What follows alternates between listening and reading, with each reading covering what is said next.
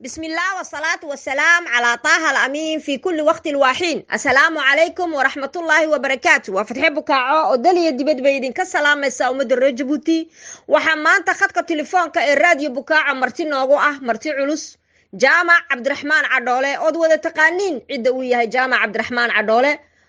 halka uu kaga jiro halka uu ka soo maray wixii uu soo maray maanta inuu la wadaago ummadda reer Djibouti dalkeenu marxaladihii kala duwanaa uu dalka u soo maray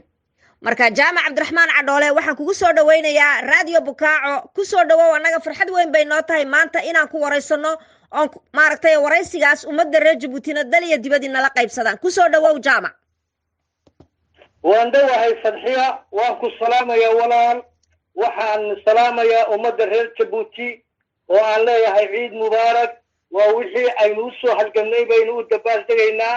caawana waxaynu isxasuusinaynaa dariiqii loo soo maray halganka aynu maanta ku naaloonayno iyo calankay naga dulbabanaya dariiqadii loo soo maray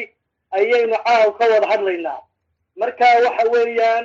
waxaan horta ummadda reer Djibouti u sheegaynaa calanka iyo dawladnimada iyo qarannimada lagu faanayo ee aynu maanta haysano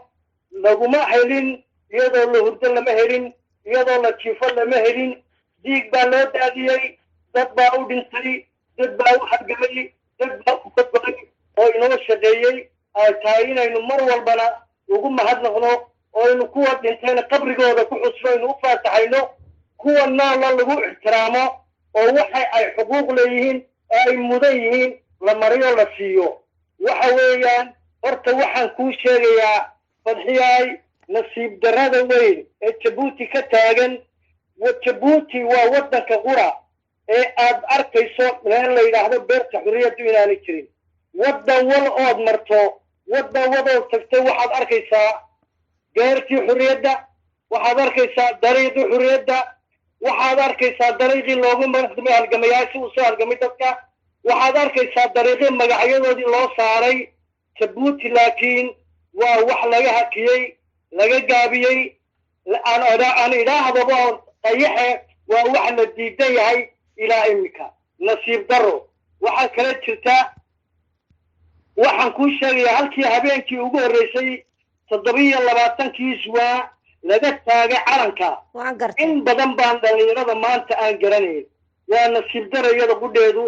in astaan la samayn waayey la hagaajin waayey xitaa wax yaro kooban oo lagu garto waayo astaantu inay lunto maaha astaantu waa taan qaran cidna male ummaddaa leh shicibka reer Djibouti baa leh waana wixii ay u soo halgameen waxaan kuu sheegayaa fadxiyaay arki maysid dariiq qura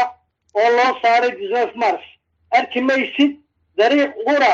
oo lagu magacaabay 26 Août maalintii degool inoo yimi ee dadka la laayay ee hablaha lagu halagooyay dadka la laayay dhalinyarada la laayay loogu magac daray kabakayaaca ee jaraa'idka adduunyadu ay sawireen iyadoo gaaladii Faransiiskii ay dadka rasaas ku furayaan barkiifaan maydku daadsan yahay marka waxa weeyaan waa in ummadda dhalinyarada weliba dhalinyarada aan berigaa joogin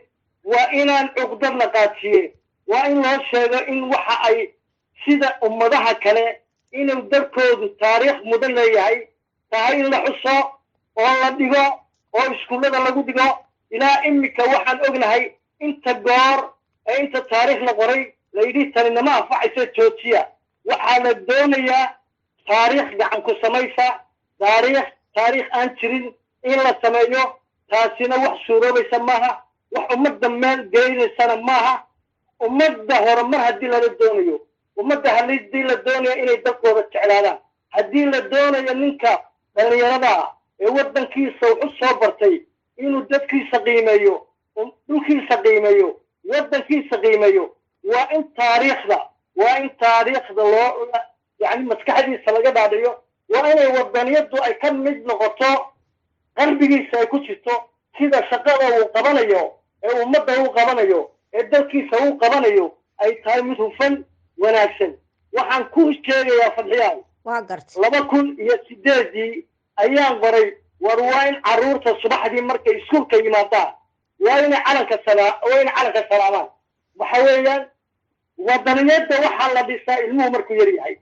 waa in ilmaha lagu soo barbaariyo inuu calan leeyahay inuu dal leeyahay inuu taariikh leeyahay inuu ay tahay wadaniyaddu waxa qura ee sida naaska hooyada ilmaha loo siinayo in la waraabiyo carruurta ay u noqoto sida ay beritoole waa kuwa beritoole dalkan qabanaya inay gartaan in waajib ka saaran yahay inay gartaan inay yihiin dad inay waddankan u taagan yihiin horumarkiisa iyo wanaagiisa marka waxa weeyaan waxaynu ognahay inay taariikha culus ay dhaceen waxaan ognahay in inta tajorro laga soo afduubay komisaarkii tajorra halkaa laga soo kaxaysay jabuuti lala soo dhex maray oo niman geesiyaano oo xabsidaaya lagu xukumay inta xabsigood ka soo baxeen iyadoo yacni ay soo afduubeen komisaarkii iyo naagtiisii waxaynu ognahay in diyaarada la afduubay oo lagu soo daayo niman mujaahidiin oo xidhan waxaan leenahay war taariikhda yaan been laga sheegin taariikhda yaan la kufsan yaan sidii gumaystaha loo fakirin xitaa waxaan u sheegayaa macaaridka iyaga dhaliil maaha laakiin waxaan u sheegayaa yaanay ka xishoon inay taariikhda ummadda iyo taariikhda waddankooda inay sare u qaadaan qaar baa mar walba igu yidhaahda jaamac cabdiraxmaan muxuu gaalka u taabane war gaalku wuxuu ina ixtiraamayaa marka aynu taariikhdeenna ilaalino waxaad ogtihiin faransiisku maaha waa dad dhisan waa dad garanaya waxay ka dhigan tahay gumayso waayo way soo mareen jarmal baa gumaystay innagaa ka qayb galnay inaynu xorayno dadka faransiiska qaar baa berigii faransiiska inoo dacwi jiray ha u qaadanina ummadda faransiisku inay naga soo horjeeday ummadi ma wada xumaan karto marka waxaan leeyahay macaaridku waa inay mar walba wadaniyadda dhisaan taariikhda sare u qaadaan yaanay u qaadan inay gaaladu ku collaysanayso markaasay gaaladu ixtiraamaysaa markaynu taariikhdeenna aynu sare u qaadno waayo iyaga ku dhowdu way garanayaan fadxiyahay waxaan ku sheegayaa dhowr iyo sideetankii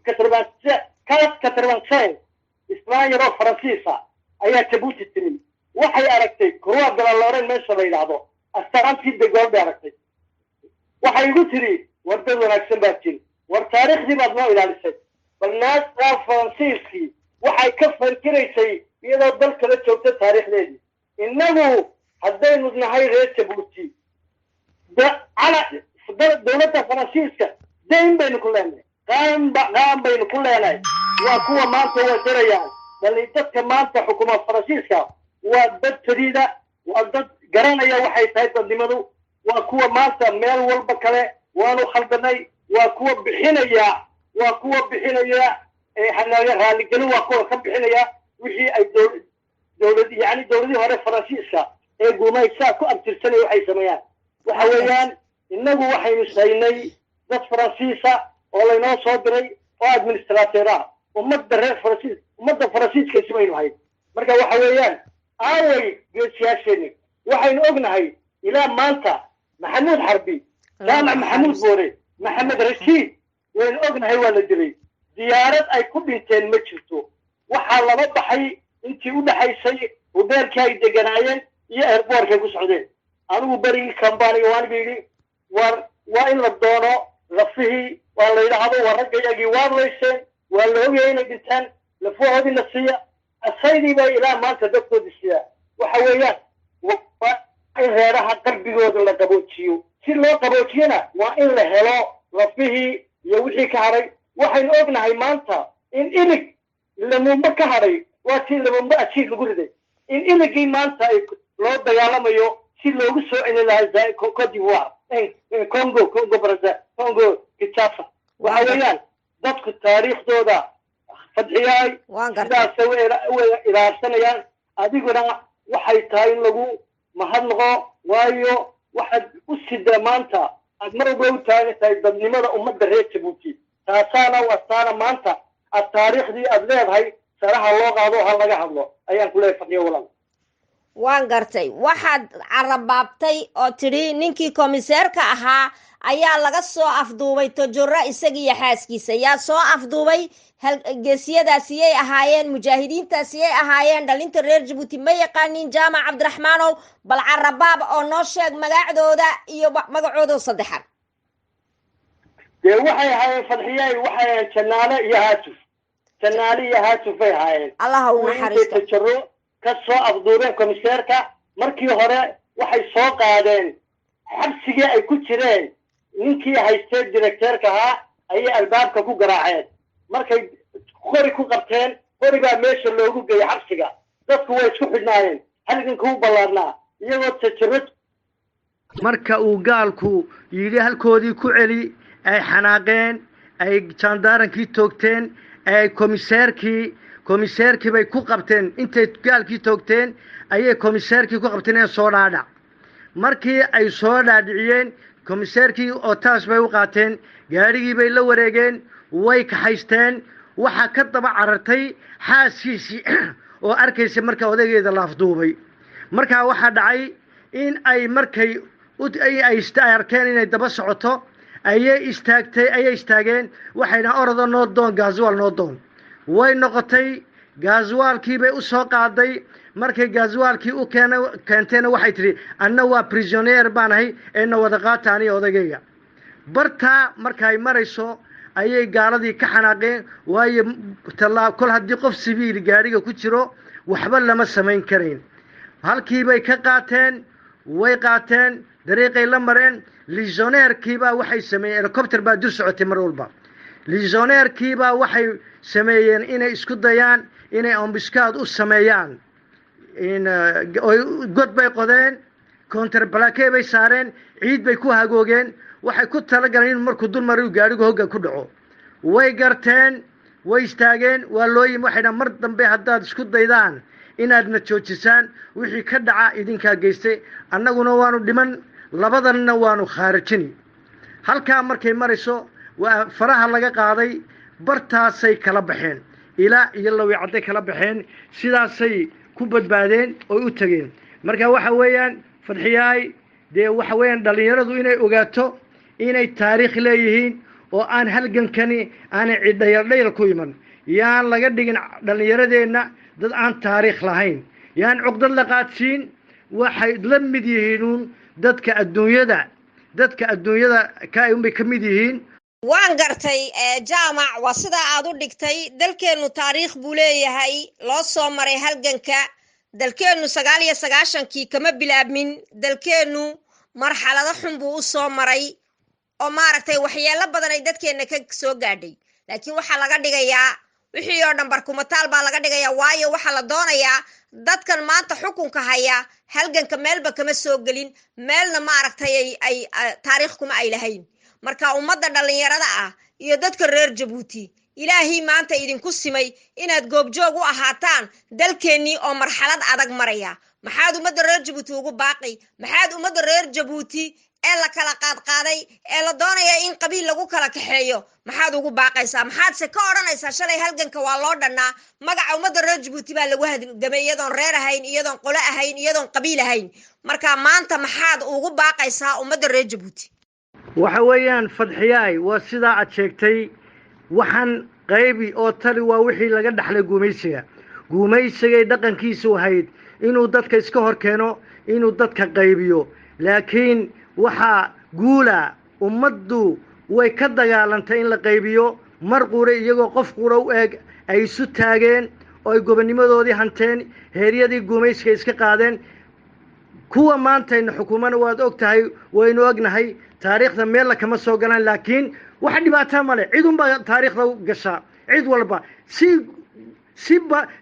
dhowr noocyo ayaa lagu galaa taariikhda maanta waxay hadday halgalkii ka gaabiyeen oo berigii dhiigga la shubayey ee dadku u dhimanayeen hadday ka gaabiyeen maanta waxay taariikhda ku geli lahayn inay dadka hagaajiyaan simaan qabyaaladda ay leeyihiin waan baabiina ay mar walba ku shaqaynayn ay ka daayaan dadkii u dhintay ay xusaan oy gartaan inay dalkani lala leeyahay oo aanay in yaro kooban aanay ka faa'iidaysan yacni haddii ay hagaajiyaan oy dalka hagaajiyaan dee taariikhda iyaga qudhooda way gala laakiin nasiib darro waxaad moodaa inaanay ku talagelinba inay taariikh ka tagaan inay wax wanaagsan ka tagaan dee waa ummadda reer jabuuti waa inay sidii shalay ay heeryada iskaga dulqaaday inay haddana mar labaad isu taagaan ay damiirkooda iyo dadnimadooda iyo yacnii sharaftooda inay mar labaad isu taagaan oo yidhaahdaan maya maya waa maya ayaan leeyahay fadciyahay waan gartay jaamac cabdiraxmaan cadhoole ereygaaga u dambeeya waxaan doonaynaa inaad baaq u dirto dhallinyarada reer jabuuti dhallinta aad tidhaaho maanta waa maalin aan loo kala hadhayn sidii shalay aynu u halgannay isbeddel ayaynu u wada baahannahay waxay u baahannahay inaan maaragtay dalkeenna iyo dadkeenna u gurmano dalku meel xun buu marayaa xaalad adag baa lagu jiraa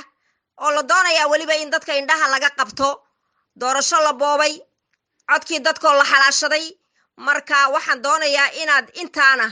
dhallinyarada reer jabuuti ugu baaqdo siiba dhalintaa ku cadilan dhalintaa ku dhiban dhalintaa maanta shoomeer ku ah dalkoodii iyagoo cilmigoodii iyo aqoontoodii wada wata guri aanan 10 qof oo shoomeeri fadhiyin naguma jiro maanta dadaan dalka u dhalanoo nambalaayo aan shaqo ku lahayn baa naloo soo xambaaray oo naloo keenay africa oo dhan baa taa noo soo shaqo tagtay west africa marka maxaad dhalinyarada ku guubaabinaysaa halgankii midnimada lagu keenay isbedelkana in midnimo lagu keeno lagu hanto miyaanay ahayn jaamacow idinkaa goobjooga idinkaa gudihii ku jira idinkaa laydinka rabaa inaad dadka isku keentaan ood isku tashaan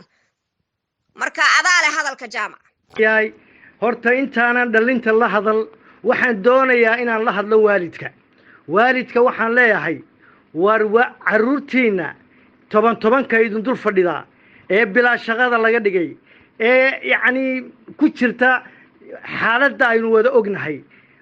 ma taqaana dhibaataysan oo iyagoo dibloomyadoodii sida xaafadaha idin jiifa war ka dhiidhiya oo diida in maalin walba inta laydin yeedho la yidhaahdo sacabka tuma waxa weeyaan haddaad caruurtiina ka nixi weydaan ma cid kalaad ka naxaysaan waxaan leeyahay fadxiyaay dembiga ugu weyn wuxuu saaran yahay waa waalidka mar walba sacabka tumaya sidii loo gumaysa caruurtooda sacabka u tumaya in caruurtooda bilaa shaqo laga dhigo sacabka u tumaya inaan caruurtoodu daryeel aanay helin sacabka u tumaya inaan caruurtooda marna laga fakirin kuwaasi horta iyagu waa waalidka waxaan leeyahay waar waalidow ilaahay ka yaaba caruurta aad dhasheen ka naxa oo kaca oo diida oo ka dhiidhiya oo waxaad tidhaahdaan warde sidan inama qabato annagu haddaanu aadsaa noo garteen ma caruurtaydiina mayaa ku tarteen dhallinyaradana waxaan leeyahay waxa weeyaan dhallinyarooy dadka wadano badan waxaa dhulka xoreeyey waa dhallinyaro dadka u kacay ee u noqday muftaaxii rajada dhallinyaray u badnaayeen waxa weeyaan dhallinyarada waxaan leeyahay midooba meel istaaga yaan laydin qaybin qabyaalad waxa la yidhaha ma jirto waxayna haysta kulliyad cid walba leh oo inoo tashatay oo doonaysa inay idin addoomiyaan inay idin jalbajoojiyaan inaanaydu maalin qurahaa ka horan waxa weeyaan diida anuu dhowr goor baan idinla hadlay war maanta waa kama dambaystii war waxaad yeeshaan war bal maro yar gacanta ku xidha si aad isu garataan inaad tihiin dadkii dhallinyarada ee waddaniga ee wax u soo bartay ee bilaa shaqaa laydinku qabsan maayo dastuurkaa idiin fasaxaya inaad dareenkiina cabirtaan si nabadgelya laakiin haddaad mar walba ka maagtaan ood ka doorbideen inaad dariiqada meeraysataan dee idinka laftiinnu mas-uuliyadda qayb baad leedihiin xaaladda aad maanta ku jirtaan qayb baad ka tihiin dhibaatada waxa weeyaan war kaca qabiilka diida waxa qabiil la yidhaha ma jiro qabiilku dhanka dawladdu jiraa innagu shalay markaynu iska ridayna heeryada goominimada gumaysiga qabiil maynu lahayn dadku way mid qura ahaayeen xaafad walba waa la gelayay dadku aabbiyo hooya isu wada ahaayeen adeer habaryar edo waa la isku duubnaa ilya diirkeed baa la isku ahaa marka la helo midnimo unbaa wax la iska celin karaa waxaan leenahay midnimadii ha la soo celiyo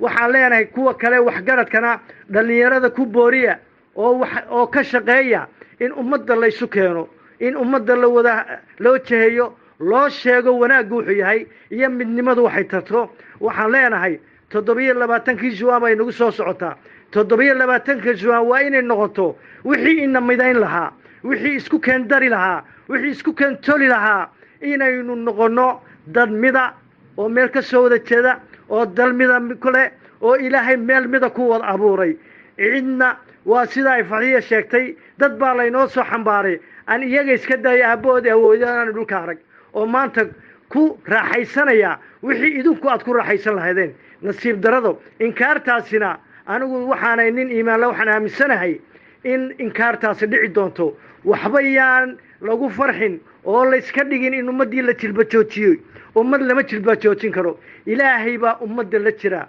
wuxuu ilaahay iraad shacib shicibku waxay doonayaan umbu ilaahayna jeceliye shicibyo waxaad ilaahay weydiisataan waad helaysaan kaca damiirkiina dadnimadiina daafaca ayaan ku gabagabeynaya Fadhiyay aad mahadsan tahay Jaamac Cabdiraxmaan Cadhoole waqtigaaga qaaliga ah ee nasiisay iyo sida aad taariikhda Jabuuti iyadoo hufan oo maaragtay ay aad loogu wada bogi doono hadii ilaahay yiraaho aad ummadaada u tustay iyadoo on turxaan lahayn marxaladihii dalkeenu soo maray waxaan kaaga mahadnaqaynaa mar koobaad iyo mar labaadba waxaan leenahay aad baad u mahadsan tahay Jaamac Cabdiraxmaan Cadhoole waan ku mahadnaqaynaa waqtigaaga aad nasiisay eed nagala soo aan kala soo xiriirnay khadka telefoonka radio Bukaaco aad baan kaaga mahadnaqayaa waanad mahadsantahay waana ku salaamayaa assalaamu calaykum waraxmatullaahi wabarakaatuh assalaamu calaykum waraxmatullaahi wabarakaatuh Fadhiya aad baad u mahadsantahay halka ka wada waxa weeyaan waa xil ina wada saaran inaynu dalkeena isu taagno oo aynu isu taagno inuu hawl galo ilaahay ha idinku garab galo waxaan leenahay ummadda reer Jabuutina ku ciid wanaagsan ilaahay khayrka aad iyo isbedelka caafimaad qabida rajaynaysana ilaahay weydiista ku ducaysta ilaahayna idin garab gali wassalaamu calaykum waraxmatullaahi wabarakaatuh